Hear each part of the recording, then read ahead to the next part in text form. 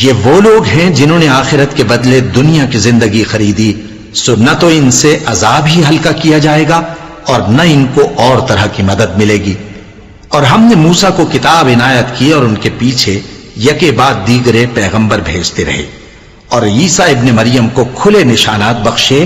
اور روح القدس یعنی جبرائیل سے ان کو مدد دی۔ تو کیا ایسا ہے کہ جب کوئی پیغمبر تمہارے پاس ایسی باتیں لے کر آئے جن کو تمہارا جی نہیں چاہتا تھا تو تم سرکش ہو جاتے رہے،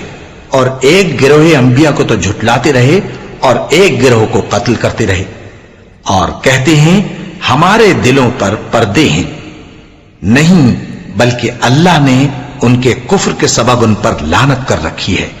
بس یہ تھوڑے ہی پر ایمان لاتے ہیں۔ اور جب اللہ کے ہاں سے ان کے پاس کتاب آئی جو ان کی آسمانی کتاب کی بھی تصدیق کرتی ہے، اور وہ پہلے ہمیشہ کافروں پر فتح مانگا کرتے تھے،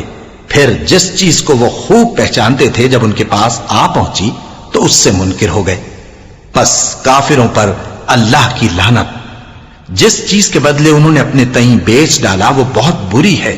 یعنی اس جلن سے کہ اللہ اپنے بندوں میں سے جس پر چاہتا ہے اپنی مہربانی سے نازل فرماتا ہے۔ اللہ کی نازل کی ہوئی کتاب سے کفر کرنے لگے تو وہ اس کے غضب بالائے غضب میں مبتلا ہو گئے، اور کافروں کے لیے ذلیل کرنے والا عذاب ہے۔